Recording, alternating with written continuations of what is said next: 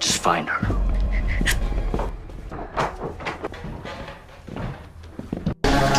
Something weird is going on here, man.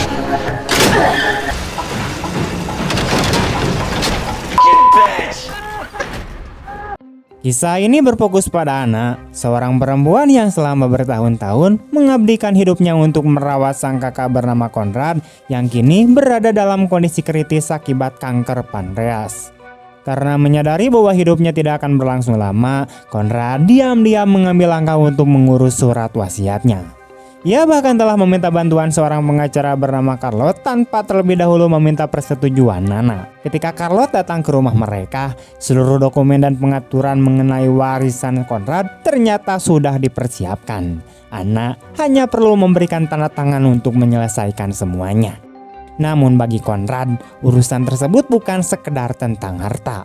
Ia ingin memastikan bahwa Anna tetap memiliki jaminan dan dapat menjalani hidup dengan baik setelah dirinya tiada. Charlotte pun berusaha meyakinkan Anna agar memahami keinginan terakhir Conrad dan bersedia menyetujui semua pengaturan yang telah dibuat. Karena itu, Charlotte mencoba meyakinkan Anna agar menerima kenyataan yang sedang mereka hadapi dan bersedia menandatangani dokumen tersebut. So, your brother's already approved these. Once is for you to be taken care of. Namun, Anna dengan tegas menolak untuk melakukannya. Setelah Charlotte akhirnya pergi meninggalkan rumah itu, Anna dan Conrad terlihat saling berpelukan. Dalam salah satu percakapan terakhirnya, Conrad mengatakan kepada Anna bahwa sekarang Anna sudah cukup kuat dan tidak bisa terus-menerus mengurung dirinya di dalam rumah selamanya. Conrad juga mengatakan bahwa Anna harus mulai keluar, kembali menjadi bagian dari dunia luar dan berusaha memaafkan ayah mereka atas semua hal yang telah dilakukannya di masa lalu. Namun, Anna yang keras kepala bahkan tidak mau mempertimbangkan kemungkinan untuk memaafkan ayahnya. Karena tidak ingin terus membicarakan hal tersebut, Anna pun keluar dari kamar Conrad dengan emosi. I want the world to leave me alone. It's not the way it works. I'll never forgive him for what he did. Kemudian pada malam harinya, Conrad akhirnya meninggal dunia dalam tidurnya, meninggalkan Anna seorang diri di dalam rumah besar itu sambil berusaha menghadapi kesedihan akibat kehilangan satu-satunya orang terdekat yang selama ini menemaninya. Setelah jenazah Conrad dibawa pergi, beberapa waktu kemudian pada hari yang sama, seorang pria bernama Dan yang biasanya bertugas mengantarkan makanan catering untuk mereka, datang ke rumah Anna untuk mengirimkan makanan. Anna mempersilahkan Dan masuk, dan pria itu berusaha sedikit menghiburnya di tengah kesedihan yang sedang dirasakannya. Dalam percakapan mereka, Dan kemudian menceritakan keinginannya untuk meninggalkan kota tersebut, tetapi ia tidak memiliki cukup uang untuk mewujudkannya. Mendengar hal itu, Anna tiba-tiba memberikan sebuah tas berisi uang kepada Dan. Anna mengatakan bahwa sekarang setelah Conrad meninggal, ia memiliki lebih banyak uang daripada yang ia tahu harus digunakan untuk apa. I can't take this. Namun, Dan dengan sopan menolak tawaran tersebut. Pada adegan berikutnya, Anna mulai mempersiapkan diri untuk menghadiri pemakaman Conrad. Akan tetapi, ketika saatnya tiba, ia sama sekali tidak mampu memaksakan dirinya untuk melangkah keluar dari rumah. Sementara itu, Charlotte, yaitu pengacara Conrad, berkali-kali menelpon melalui telepon rumah karena ia menunggu kedatangan Anna di pemakaman Conrad. Namun Nana tetap tidak menjawab dan tidak pergi kemana-mana. Sebagai gantinya, ia memutuskan untuk merebus air seolah-olah ingin membuat secangkir teh.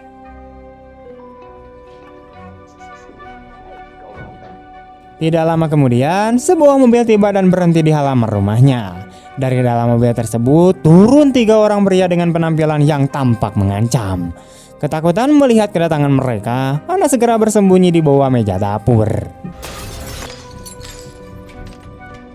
Tak lama setelah itu, ketika pria tersebut masuk secara paksa ke dalam rumah dan mulai memeriksa setiap ruangan, seolah-olah sedang mencari sesuatu. Tiba-tiba, katel yang berada di atas kompor mulai berbunyi nyaring karena air di dalamnya sudah mendidih, sehingga langsung menarik perhatian ketiga penyusup tersebut. Anna segera menyadari bahwa ia harus berpindah ke tempat persembunyian lain. Ia pun keluar dari dapur dan bergerak menuju lantai atas, hanya beberapa saat sebelum ketiga pria itu akhirnya memasuki dapur.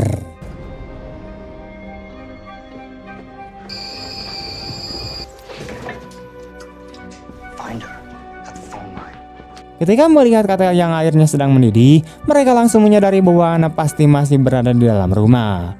Untuk memastikan Ana tidak dapat meminta bantuan, mereka memutuskan sambungan telepon lalu mulai mencari keberadaannya di seluruh rumah. Salah satu dari ketiga pria tersebut bernama Perry memutuskan untuk memeriksa lantai atas. Akhirnya, ia berhasil menemukan Ana dan hal itu membuat Ana langsung berlari menuju pintu depan.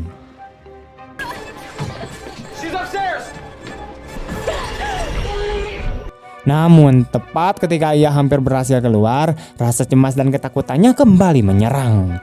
Ana justru berhenti sesaat sebelum berhasil melangkah keluar rumah. Ketika penyusup itu tentu saja merasa terkejut melihat reaksinya. Setelah itu, mereka memutuskan untuk menundukkan Ana dan mulai menginterogasinya. Pemimpin mereka, yaitu seorang pria bernama JP, menanyakan tempat Ana menyimpan uangnya. Perry, yang dikenal sebagai sosok kejam dan tidak sabaran, kemudian menyarankan agar mereka menghabisi Ana setelah selesai mengambil uangnya, lalu membakar rumah tersebut untuk menghilangkan semua jejak. Bahkan, Perry sampai membawa sebuah jerikan berisi bensin ke dalam rumah. Namun Pence, anggota kelompok yang tampak paling normal di antara mereka, dengan tegas menentang rencana tersebut dan mengatakan bahwa mereka seharusnya segera pergi. You're an odd bird. 3 men break into your home and you don't call the police? Setelah itu, JP dan Pence meninggalkan Ana di bawah pengawasan Perry, sementara mereka berdua pergi mencari uang di bagian lain rumah. Sementara itu, Perry yang diam-diam menunjukkan sifat psikopatnya mulai mempertanyakan betapa aneh dan menurutnya betapa konyolnya tindakan Ana yang sebelumnya berhenti tepat di dekat pintu dan gagal keluar dari rumah. Pada titik inilah akhirnya terungkap bahwa Ana menderita agorafobia, yaitu ketakutan yang sangat kuat terhadap dunia luar dan ruang terbuka. Karena fobia akut tersebut, Ana ternyata sudah tidak pernah meninggalkan rumahnya selama 10 tahun sejak ayahnya meninggal dunia. Setelah mengetahui kondisi Ana, Perry justru memanfaatkannya untuk menyiksa dan mempermalukannya. Ia dengan paksa menyeret Ana menuju teras depan rumah, tindakan yang membuat Ana langsung mengalami kepanikan hebat dan kehilangan kendali atas dirinya. I can just leave this door open. I think I can help you.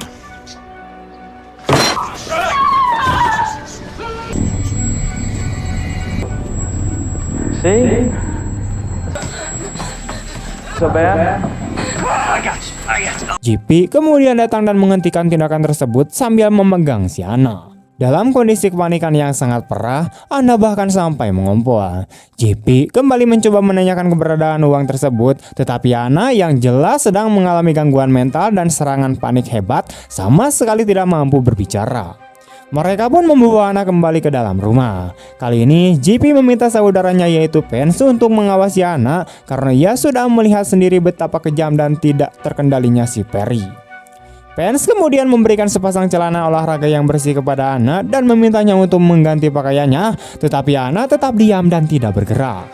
Sementara itu di waktu yang hampir bersamaan, JP dan Perry mulai memeriksa bagian ruang bawah tanah rumah tersebut.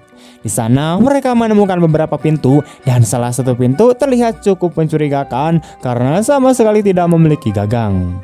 Alih-alih mengganti pakaiannya, Ana mencoba berbicara kepada Pence.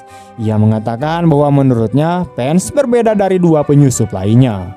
Namun perkataan itu justru membuat Pence marah. Ia kemudian menghampiri Ana dengan sikap mengancam dan mengungkapkan bahwa seluruh rencana perampokan tersebut sebenarnya adalah idenya. Pence juga menegaskan bahwa mereka tidak akan begitu saja meninggalkan Ana.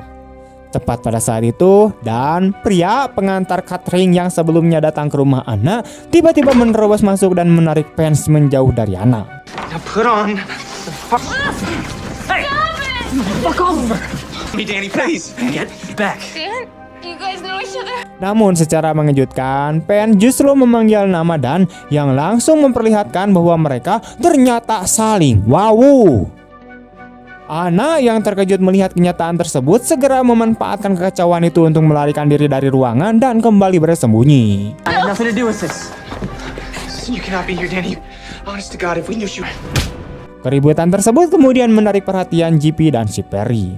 Mereka berkumpul di ruang tamu dan segera menyadari bahwa Pence telah kehilangan Ana.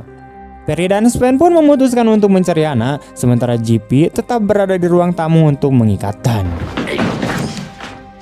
We can't let her go.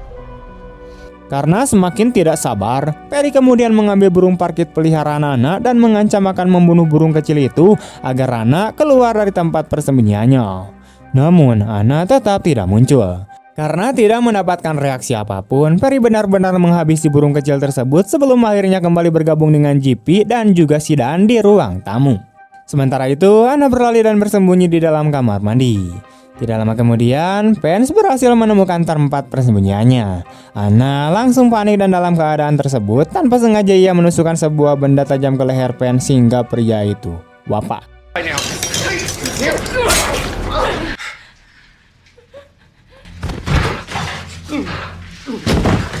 Setelah itu, Anna menyeret tubuh Vance yang sudah tidak bernyawa menuju ruang bawah tanah. JP dan Perry yang sebelumnya mengira Vance mampu menangani Anna seorang diri segera bergas turun ke ruang bawah tanah.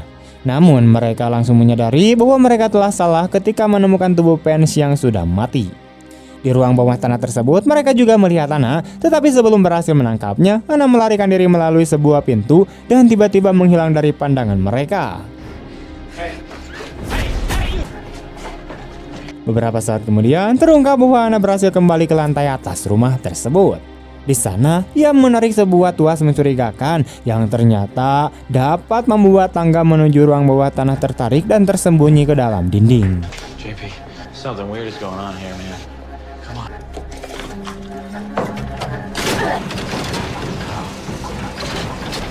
Dengan cara itu, Anna berhasil menjebak para penyusup di dalam ruang bawah tanah. Pada titik ini, keadaan benar-benar berbalik. Kini justru Anna yang mulai mengambil alih keadaan. Setelah berhasil menjebak mereka, Anna berjalan menuju Dan yang masih terikat di ruang tamu, lalu duduk di hadapannya. Anna sangat marah karena mereka berani mencoba merampoknya tepat pada hari pemakaman Conrad. Ia kemudian menuntut penjelasan dari Dan mengenai keterlibatannya dalam semua kejadian tersebut. Dan akhirnya mengungkapkan bahwa ia memang berteman dengan Vance, tetapi ia tidak mengenal dua pria lainnya. Rupanya, Dan sebelumnya pernah memberitahu Vance bahwa anak ini tinggal seorang diri dan bahwa anak sempat menawarkan uang dalam jumlah besar kepadanya. Namun, Dan mengaku sama sekali tidak pernah menyangka bahwa Vance akan memanfaatkan informasi tersebut untuk mencoba merampok anak. Mendengar penjelasan itu, Anna semakin menjadi marah. Dengan kejam, ia mematahkan salah satu jari Dan, kemudian menyeretnya menuju pintu ruang bawah tanah.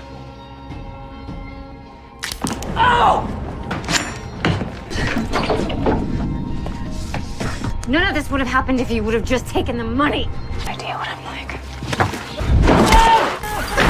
Tepat setelah itu, Anna bergerak menuju sebuah ruangan yang memungkinkannya mengawasi seluruh area ruang bawah tanah.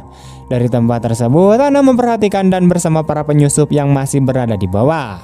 Sementara itu di ruang bawah tanah, akhirnya diketahui bahwa tempurung lutut Dan mengalami pergeseran sehingga salah satu pria di sana membantu mengembalikannya ke posisi semula.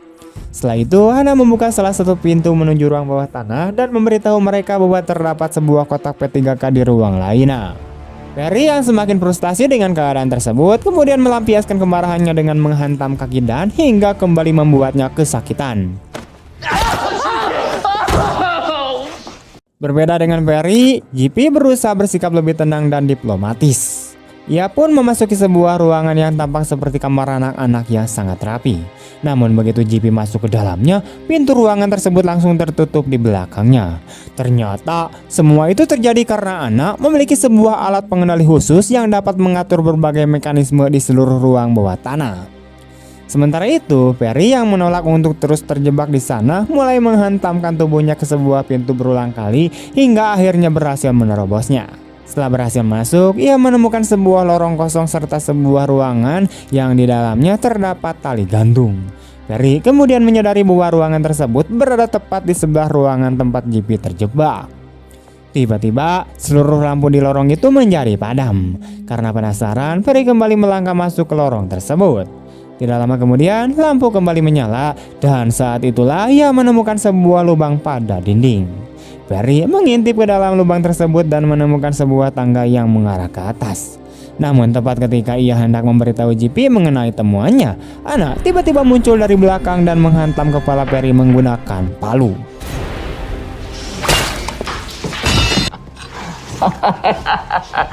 Keduanya kemudian terlibat dalam perkelahian sengit. Perry sempat berhasil menjatuhkan Anna dan menahannya di lantai sebelum mulai mencekiknya. Namun akibat luka parah yang baru saja dideritanya di kepala, tenaga Perry perlahan melemah. Ia terus kehilangan darah hingga akhirnya tewas sebelum sempat menghabisi Anna. Tidak lama kemudian, Charlotte, yaitu pengacara Conrad, datang ke rumah untuk memeriksa keadaan Anna. Begitu masuk, Charlotte mempertanyakan alasan mobil dan masih terparkir di luar rumah. Pada saat yang sama, di ruang bawah tanah dan pergi untuk memeriksa keadaan Perry. Namun alih-alih menemukan Perry dan justru menemukan sebuah kotak pendingin. Ketika membukanya dan sangat terkejut karena di dalamnya terdapat sesosok mayat yang sudah membeku. Sementara itu di lantai atas, Anna mengambil sebilah pisau dan bersiap menyerang Charlotte. Pada waktu yang hampir bersamaan dan menemukan lubang di dinding yang sebelumnya ditemukan Perry. Dan kemudian menaiki tangga yang ada di balik lubang tersebut dan ketika sampai di ujung tangga, ia mulai mengetuk langit-langit. Suara ketukan itu ternyata terdengar oleh Charlotte. Namun, Anna dengan cepat meyakinkan Charlotte bahwa suara tersebut hanya berasal dari radiator rumah. Charlotte tidak menaruh curiga dan akhirnya meninggalkan rumah itu. An old house. Dan's taking a look at it. Talk to you soon, okay? Setelah Charlotte pergi, Anna memutuskan untuk turun ke ruang bawah tanah. Di sana, ia menemukan Dan menariknya sebelum kemudian menguncinya di dalam sebuah lemari kecil.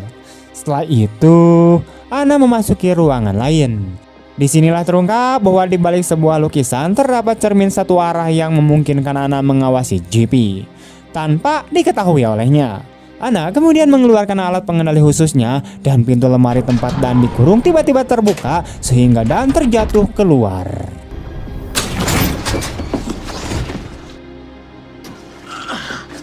JP yang kini mulai mencurigai bahwa Anna sedang mengawasi mereka melalui cermin tersebut mencoba menghancurkan kaca di depannya. Namun, Anna kemudian berbicara melalui sebuah pengeras suara dan menjelaskan bahwa kaca itu anti peluru. Selanjutnya, Anna memerintahkan JP untuk mengenakan sebuah kemeja yang telah disiapkan di dalam laci. Dengan enggan, JP akhirnya mengenakan kemeja tersebut. Setelah itu, karena tidak ada lagi yang dapat dilakukannya, JP mulai menyusun berbagai kemungkinan mengenai alasan Anna memiliki begitu banyak ruangan menyeramkan dan rahasia di dalam rumahnya. Ia kemudian menyimpulkan bahwa Conrad, kakak Anna yang telah meninggal, sebenarnya adalah seorang psikopat. Dan di sini diketahui bahwa mayit yang membeku di dalam freezer adalah korbannya. JP kemudian menduga bahwa Anna dan Conrad sengaja memancing para korban untuk datang ke rumah tersebut. Lalu Conrad menghabisi mereka, sementara Anna dapat menyaksikan dan berbicara dengan mereka dari tempat persembunyiannya. Perkataan JP langsung memancing emosi Anna. Anna menolak tuduhan tersebut dan tidak mau menerima penghinaan terhadap kakaknya. Ia kemudian mengirimkan sebuah maps melalui celah dan mulai menjelaskan kenyataan yang sebenarnya. Anna mengungkapkan bahwa dahulu dirinya dan Conrad memang pernah menculik beberapa orang, tetapi mereka hanya menculik para pedofil untuk memberi mereka pelajaran. Semua itu berhubungan dengan masa lalu kelam keluarga mereka. Ayah Anna ternyata adalah seorang pedofil yang dahulu sering melakukan pelecehan terhadap Anna ketika Anna masih lebih muda. Keadaan itu berlangsung sampai suatu hari Conrad akhirnya menghabisi ayah mereka yang laknat. Sejak kematian ayahnya, Anna berhenti meninggalkan rumah dan terus hidup dalam ketakutan hingga bertahun-tahun kemudian. Setelah mendengar pengakuan tersebut, JP justru menanggapinya dengan sikap sinis. Ia sengaja kembali memancing kecemasan Anna dengan mengungkit berbagai hal yang pernah dilakukan ayahnya terhadap Anna. JP juga menghina Conrad dengan mengatakan bahwa kakaknya hanyalah orang sakit yang menikmati kegiatan menghabisi orang lain. Mendengar semua itu, Anna menyuruhnya diam sambil mulai menangis. Bahkan, dan juga meminta JP untuk berhenti karena melihat Anna semakin terpuruk. Setelah itu, Anna mengungkapkan bahwa terdapat sebuah revolver di dalam ruangan tersebut. Anna kemudian meminta Dan untuk membunuh JP dengan janji bahwa ia akan membebaskan Dan jika Dan bersedia melakukannya. Namun, Dan yang terlalu baik hati untuk melakukan pembunuhan menolak permintaan tersebut. JP yang mendengar rencana itu kemudian mendorong Dan mengambil revolver tersebut untuk dirinya sendiri. I'm not like that. No! Damn it, Dan! Show you they're sorry. Anna lalu mulai berbicara kepadanya dan mendorong JP agar bertobat atas kejahatan yang telah dilakukannya sebagai seorang pencuri. Perlahan terlihat bahwa JP mulai menangis. Ketika tampaknya JP mulai terpengaruh oleh kata-kata mutiara Anna, ia mengarahkan revolver tersebut ke kepalanya sendiri. Namun beberapa saat kemudian, JP mengungkapkan bahwa semua itu hanyalah tipuannya. Ia mulai tertawa dan menunjukkan bahwa dirinya sama sekali tidak berniat mengikuti kata-kata Anna. Sebaliknya, JP mengancam akan menghabisi Dan jika Anna tidak membebaskan mereka. Karena Anna tidak ingin Dan mati, akhirnya ia memutuskan untuk melepaskan mereka. Bullet for one man.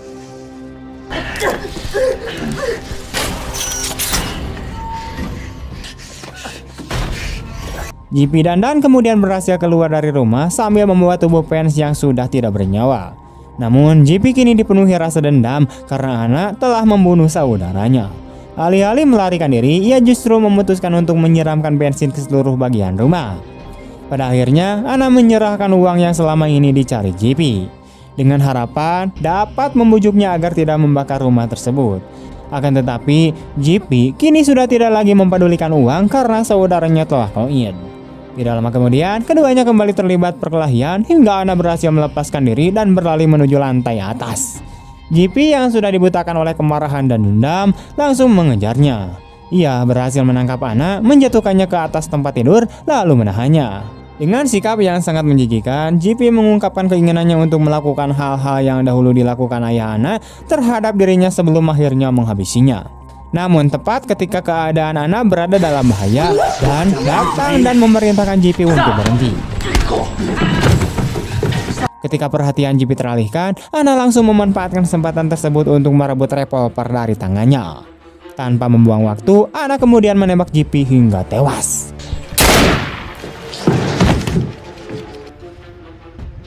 Setelah semuanya berakhir, Anna dan Dan berjalan kembali ke lantai bawah dalam keadaan hening.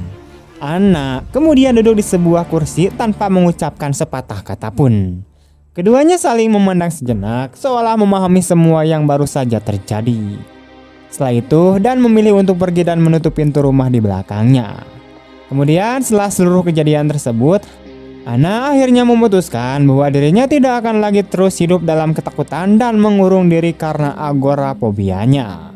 Anna sendiri kemudian membakar rumah tersebut sekaligus membakar semua rahasia kelam yang selama ini tersembunyi di dalam rumahnya. Pada akhirnya, Anna berjalan meninggalkan rumah yang sedang dilalap api dan untuk pertama kalinya benar-benar melangkah keluar menuju dunia luar, bersiap menjalani kehidupan yang selama ini diinginkan oleh Conrad untuknya. Tamat!